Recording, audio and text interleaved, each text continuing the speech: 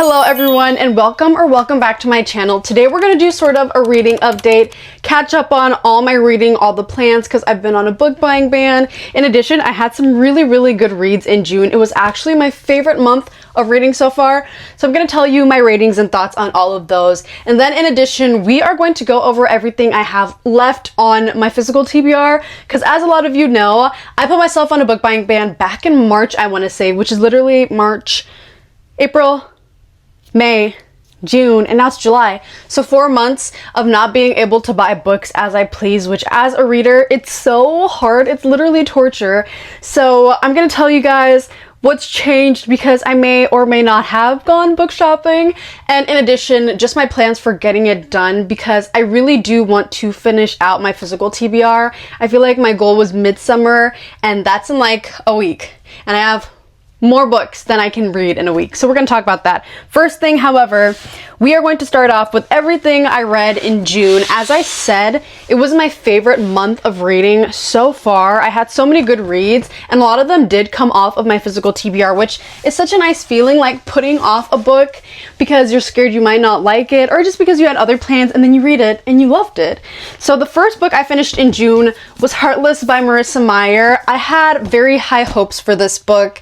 I really wanted to love it, and so many of you guys and just people in the book community have said that they loved this, so I thought I would really just cherish it after completing it, and unfortunately I actually did not like it. I don't want to be mean or rude or anything, but it just wasn't for me. And don't mind me, I have a notebook so that I say everything I want to, because we're gonna do this as like a yappy chat style. I did one of these videos maybe 2 months ago and people really liked it, so this is gonna be no cuts, no editing. It's just gonna be you and me, and I'm gonna yap my little heart away about all these books. And so Heartless was the first book that I read. I gave this a 3.5. It's a young adult fantasy about our main character, Kath.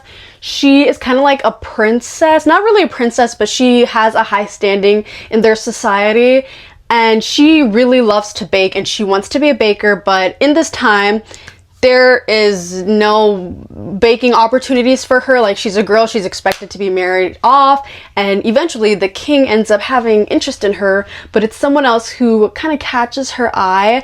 This is a retelling of, guys, it's literally slipping my mind, Alice in Wonderland. It's a retelling of that. I can't believe I forgot that. But the thing that just wasn't really for me is that throughout the story, I was trying to latch onto like something I loved, whether it was like the plot points or our main character or even like a side character or comedic relief. Like, I wanted to love something and I never had that moment. And by the end of it, sure, the final like 75 pages were really cool to see, and I think the author did an amazing job of developing Kath into who she becomes by the end of the story, but I just didn't love it, you know? And if there isn't at least one aspect that I love, for me, a book is not it. I did really like Jess and Kath's relationship. I thought it was very cute. There was so much potential in my mind. Like, what I read on the synopsis was so cool. I thought I would love it. It just didn't end up being for me. So this was a 3.5 star. Not the best start of a reading month. 3.5 is like not too good for me. I never rate anything less than like 3.25, because if it is, like, to me that's bad. Just to let you guys know about my ranking system, and obviously it's out of 5. The second book I read, however, and now back to by B.K. Borson, read First Time Caller.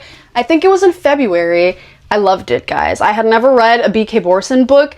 I literally consumed it in like 2 days. I could not put it down, and this was literally while I was like taking 17 credits. So that's very high praise, saying that I couldn't put a book down, and I was jeopardizing my homework and grades and assignments, but I just really loved it. And oftentimes I feel like, you know, when you read a book that especially is like in an interconnected standalone series, the first one will be like amazing, and then the ones that come after might not be like that. I loved it. I really loved this book. I ended up giving it a 4.25, and I just really, I know I'm saying I loved it, but everything in this book was done amazingly from the beginning. In the first 5 pages, I feel like when you start a book, it's kind of hard to really be invested in it, but like from 10 pages, I literally told my sister, like, I know I'm gonna love this. Like, this is amazing. I will not, you know, I mean, a lot of people had said that, like, First Time Caller was, like, way better than this. And I understand where their criticism is coming from, but I just really like this. Dahlia and Jackson were perfect together. They're our main characters. They're both meteorologists. Jackson works kind of at a radio show, so you don't see him, and he has really bad anxiety. While Dahlia likes to be in front of the camera, but she's been facing a lot of issues in her workplace. They live in Maryland, the Baltimore area, and there's a huge snowstorm coming, and so both of them are sent by their bosses to cover it together. And throughout the journey, you know, they realize things about each other, but also about themselves. And that's so powerful when you see main characters who are in a romance novel not only, you know, feeding into others, but through their relationships feeding into, like, themselves too. I think that's so just interesting to see, and they really did do that. At first, I'm not going to call them enemies to lovers because it's really not that. They just kind of don't like each other, but there's kind of like a little bit of enemies to lovers. It's forced proximity because they have to share a hotel room and they have to share a bed. So if that, like, speaks to you on any level, you'll probably love this. This does have spice in it. I know the cover of this is my favorite. I feel like BK Borson and Cara Bastone's covers are really cute, and they're doing it correctly. Like, sometimes I see romance covers and I'm like, but be warned that there is spice in this. Heartless is young adult, no spice, very safe. The next thing that I read is Half City. This was another book that I had bought right before I went on my book buying ban. So back in March, I hadn't picked it up, but I had super high anticipations and hopes for this book, and I'm so happy to say that it lived up to it. First off, I thought this was young adult. It's not. It's really not, because there is spice. I was reading it and I'm like, oh, they're gonna kiss. Yeah, I think you know what I'm saying. So this is an adult novel. I will say, I think recently I have not been liking young adult. Maybe it's just because I'm growing and, like, I'm 20 years old now. I'm not a teenager anymore. So I think maybe my brain is developing and I'm moving a little farther and farther away from young adult. I do think there's some really good authors out there that just do it perfectly. But this is adult. It is like a urban dark academia vibe, literally perfect for, like, fall. If you're thinking of picking this up, I feel like this would be the perfect book to, like, read during a weekend, like, just have some time away. Ugh, it sounds like a dream. I did really like enjoying and reading and consuming it during the summer, though. This was a 4.5. That is so high for me.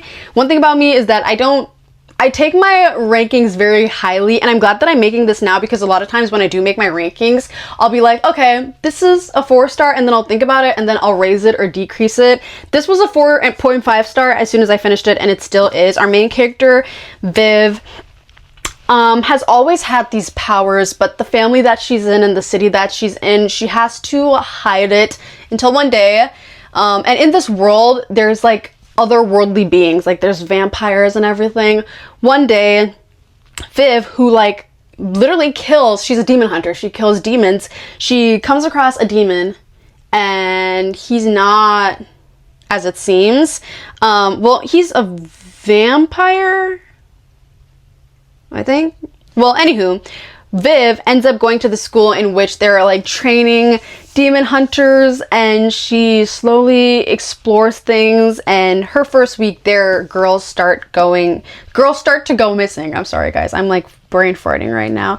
But I really liked this. I just felt like it did fantasy right in all the ways. I really liked Viv.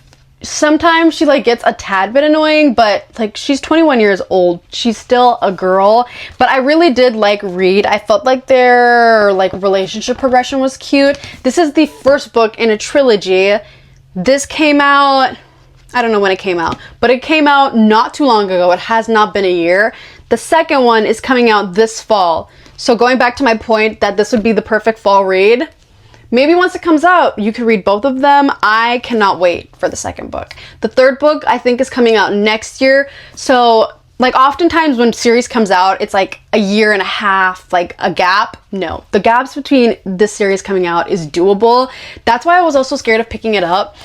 sometimes you pick up a book that's only the first one and the other two aren't available yet, and it's gut-wrenching, and it was. But then I made it past. So this is a high recommendation for me. I really did love and cherish this. The next thing that I read, this is everything I read during my 24-hour readathon. So I won't explain it too much because I gave my rankings and thoughts of these books there. But first up, I finished Dear Debbie. This was a 3.5. It's not Frida McFadden's best. It's not her worst. It's like very mid-range, maybe a little lower mid-range. Our main character, Debbie, has been taking just a lot of hits for a long time, and so we follow her as she kind of gets her revenge. Then I read Wild Reverence. Now I don't have the cover on it, but this alone, it's beautiful and sprayed edges. And with Half City too, I felt like the sprayed edges are good. This, I like how it's black, it's sleek, it's classic, and it's simple. Even on the inside, it's just stunning, and it correlates to the story too. The edition is beautiful. I spent a pretty penny on this at a local bookshop, but definitely worth it. This was a 5-star. I finally found my second 5-star of the year, and when I say that, like, I do not play about 5 stars, I mean that in every literal way possible. This is about our main character, Matilda. In this world, there's gods. There's gods that live underground, there's gods that live in the sky, and then there's the mortal realm, which is where like regular humans live, and obviously these gods have impact and control. Matilda is someone who can deliver messages throughout the realms. Oftentimes, like, the gods in the sky and the gods below do not interact. Matilda doesn't know who her father is, but she knows that he is from the sky. Well, she knows who he is, but he does not know that she exists. And she imagines herself living the rest of her days below with the rest of the gods when one day everything changes and she has to flee her home. So we see her journey. She's only 13 years old when this happens. Like, she was literally a baby. But when she's 13 years old, she also meets this boy. He's also the same age as her.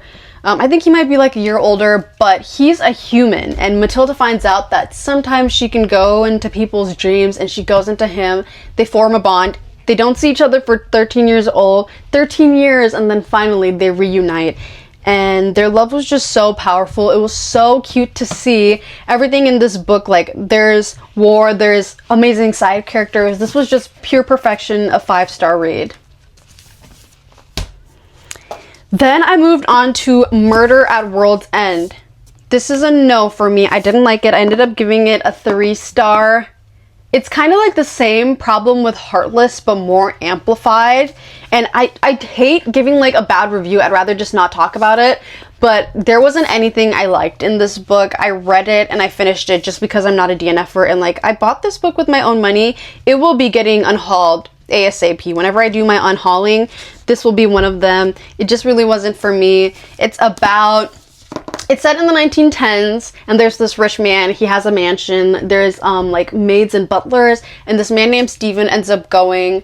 The next day, the man is like, the rich man is kind of crazy, and Halley's Comet is coming, and he's like, Halley's Comet is going to destroy this world. So everyone in my mansion who works for me and like his family, he locks all the windows, shuts the chimneys, closes off the doors, and no one can go out. When everyone wakes up the next morning, he's dead. So they're trying to figure out who did it. Just not for me, really. And that is everything I completed in June. I did, however, start 7 Days in June, which is funny. I wanted to finish it in June. It didn't happen. I started this during the readathon. I was not able to complete it. And I really liked it. I'm so happy that I liked this. I fell in love with Tia Williams' writing. For me, writing is one of the most important, like, kind of like tone. There's been a few books that I read this year that I thought I would love because the premise sounds so cool, but I don't get like a tone from the author or from our characters. But Tia Williams completely aced that. Our two main characters, Shane and Eva, met and knew each other for 7 Days in June 15 years ago, and they finally see each other 15 years later. They ended off really rocky. It's second chance. Like, they're grown adult authors now, and this whole time they've been writing to each other. They haven't even seen each other. That's how strong the 7 days that they spent when they were high schoolers were. But now they've got their own separate lives and they see each other, and it quite literally is like time stops. they're so perfect for one another. They get each other in a way that no one else has or ever will. However, like, there's the sense of like betrayal from 15 years ago, and they're such different people from then. Well, not even like different people, but like life is life, you know? And so it just kind of makes it extremely difficult for them to consider or allow themselves to be together again. I gave this a 4.5. I feel like the contemporary romance books I've been reading recently have hit. Like, I read No Matter What. I absolutely love that. I love this. And Now Back to You was really good. I feel like these adult contemporary romance authors have been on like their A game, at least for me. Like, I had seen and like heard of this book going around in the community for so long, and I'm glad that I finally picked it up, and I'm glad to have another Black author that I can buy from. Like, another book that she has, I think she only has 2, maybe, I might be wrong, but she has another one on the back. I will be purchasing it. Like, I need to read everything else that she's written, and her story is just so cool. Like, she is a beauty editor for like Elle magazine, Teen People, Essence, and then she like just also happens to make award-winning books on the side, and she is stunning. Miss Tia Williams, she's a baddie. So that is everything that I started and kind of read, except for 7 Days in June. I finished this the first day of July. Since then, I've also read another book, and I might as well just include it. It was Not in Love by Ali Hazelwood. I read it on my e-reader because I bought Problematic Summer Romance, and I knew there was like a interconnected book that came beforehand, so Not in Love is that one. I won't speak too much about it because I'll talk about it at the end of July whenever I finish everything else. It was good. Not my favorite Ali Hazelwood, but as a few of you may know, I'm actually trying to read most of Ali Hazelwood's novels, at least, maybe not her novellas or audiobooks, and trying to rank them. So I'm glad that I at least did that. And so that is everything that I've read. That is like the little update. As for the book buying ban and whether I'll be going book shopping soon and what's left on the physical TBR, we have to talk about the book shopping that we did. And so when I hit 60K on TikTok, so it wasn't even that long ago, like I posted the videos here, I went book shopping, $60 only. The first place I went to was Barnes, so I'll give you guys like the haul of what I got. First place I went to was Barnes, and from Barnes I got Promise Me Sunshine by Cara Stone. As I said, I loved No Matter What. This was the one that I was gonna read on my e-reader. When I found out that she had like a few other books, I was like, okay, well, I'll read this on my e-reader because it's the pregnancy trope. And pregnancy trope is usually not for me, but people said that this is like phenomenal, so I'm gonna give it a chance. I bought it. The other, I don't know what the name of the other book is. It in the front? I don't know what the name of the other book that she wrote is. I think they're interconnected standalones too. That's one that I'm super excited to read, but I was like, since I'm more excited to read that one, I'll get through this one first and then treat myself by reading that one. So hopefully this is soon. The font in this is bigger than it was in And Now Back to You, which makes me happy. And it is 100, no, not 100, I lied, I'm a liar. It is 300 and 368 pages. So No Matter What was smaller font and it was a little longer. This might just have to be picked up soon. I'm excited. I really want to go on a trip. I don't know if it'll happen, but this would be like the perfect book to bring, I think. Cause yeah, I mean, I don't know if that's gonna happen, but I really do want to take a trip later this summer, and this would be like the perfect book to bring. Then from Barnes, I also got As Long as Lemon Trees Grow. I don't want to butcher the name of the author, but I have seen this book for the past 4 years, and it always sounded so interesting. People told me that it would rip my heart out, and I've kind of been in the mood for a sadder read. I'll read the synopsis of this because it's just so good. Salama Kassab was a pharmacy student when the cries for freedom broke out in Syria. Now Salama volunteers at a hospital in Homs, helping the wounded who flood through the doors daily. Secretly, she is desperate to find a way out of her beloved country, so desperate that she has manifested a physical embodiment of her fear in the form of her imagined companion, Kauf. But even with Kauf pressing her to leave, Salama is torn between loyalty to her country and her conviction to survive. And when she crosses paths with the boy she was supposed to meet one fateful day, she starts to doubt her resolve in leaving home at all. Soon Salama must learn to see the events around her for what they truly are. Not a war, but a revolution, and decide how she too will cry for serious freedom. That already just sounds so heartbreaking. And so I had seen it around for a little while, and then someone recommended it to me on YouTube, and I was like, this is the perfect opportunity. I picked it up. I don't know when I'll get to this. On Libby, the audiobook wait time is months. So I don't know. We'll just have to wait and see. The last book that I got, I actually ended up returning. Don't come at me. It wasn't anything necessarily... I mean, obviously I returned it because I just wasn't interested in the book anymore. It was a book that I had seen when I went to Barnes during the book buying ban a few months ago, maybe like a month or 2 months ago, and I was like, kind of want to read this. So I took a picture and I went back and I picked it up because it was on sale. It was like $3 off, and I'm like, this is a steal. I went home and realized it's the second book, and then I had like 5 people say like, not to like, you know, influence you, but like the book was really not good. And if it's 5 people telling me this, I'm gonna listen to you guys. So I returned it and I got a gift card. So we're gonna use that gift card eventually. I think it'll happen when I like finish with my physical TBR, because I don't want to add any books on, and I don't want to add more books onto the TBR because that's only pushing me back, obviously. And so I ended up only keeping 2 books from Barnes. I went to TJ Maxx, and the book that I got, I actually already read.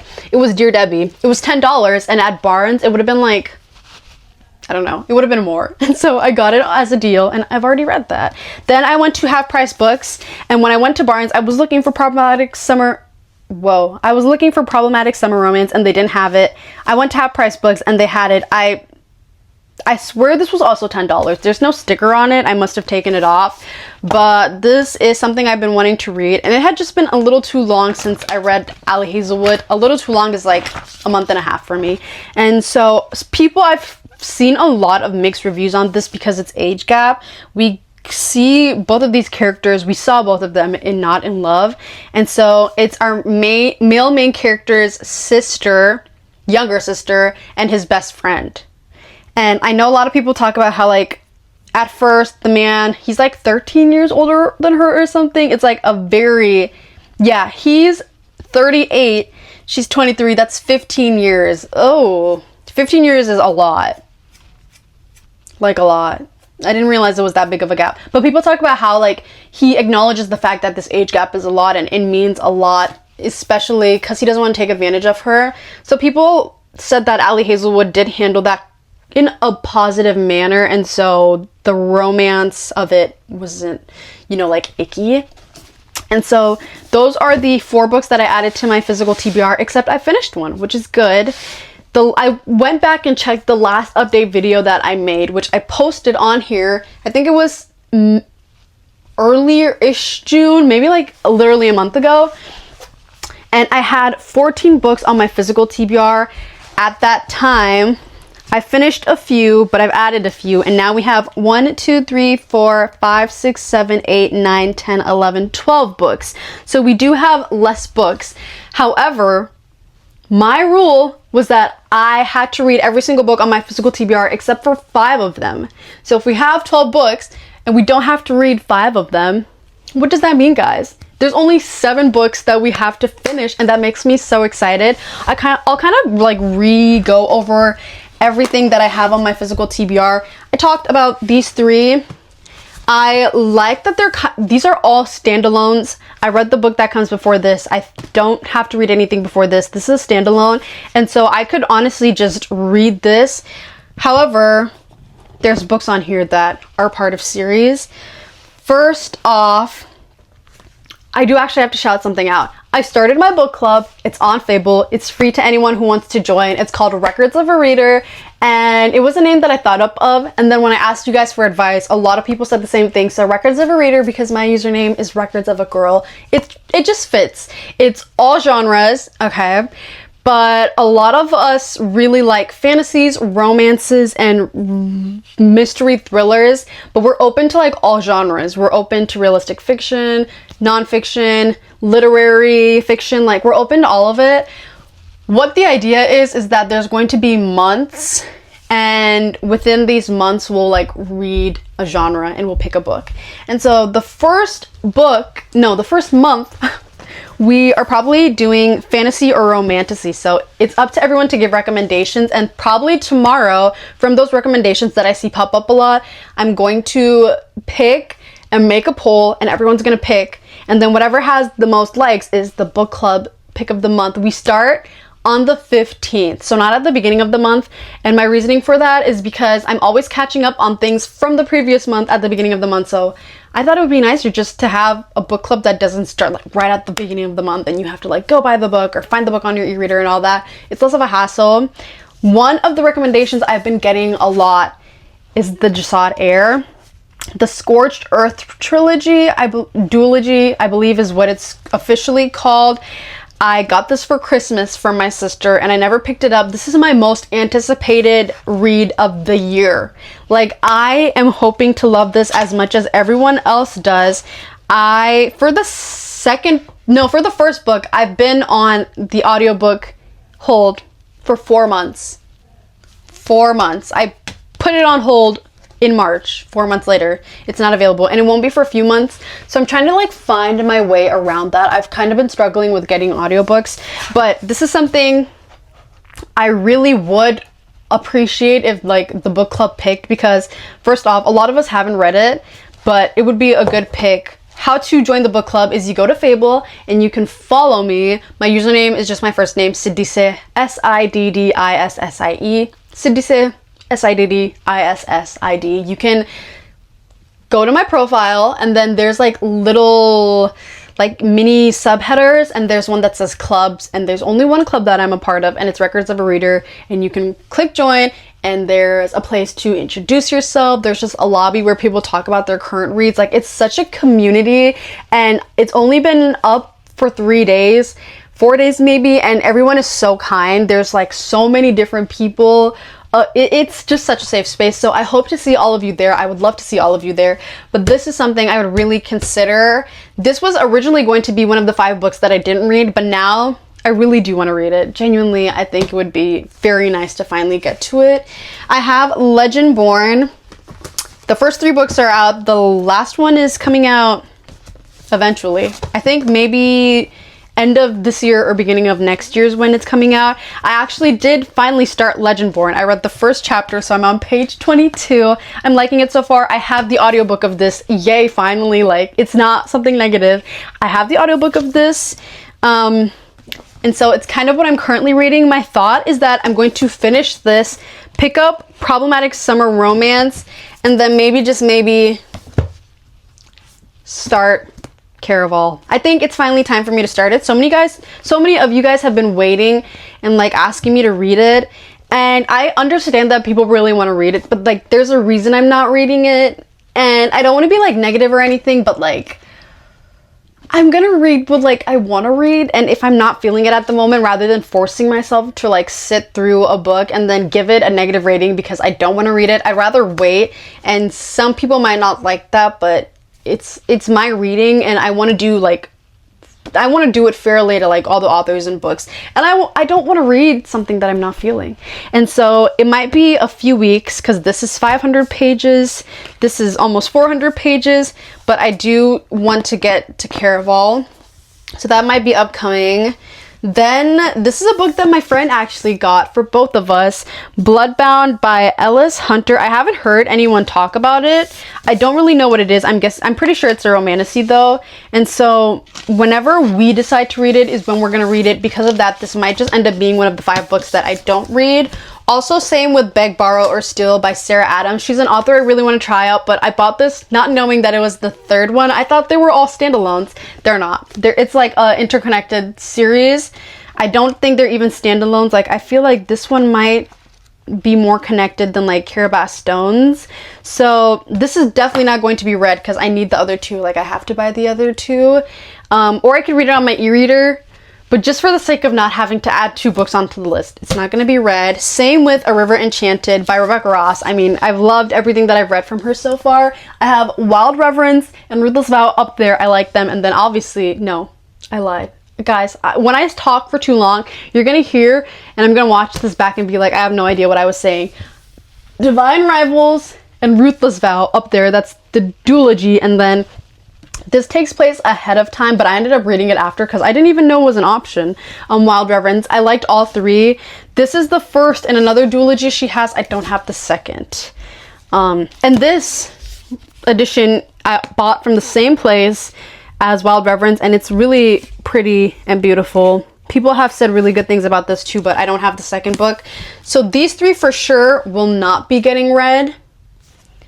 I don't know what else will end up not being read.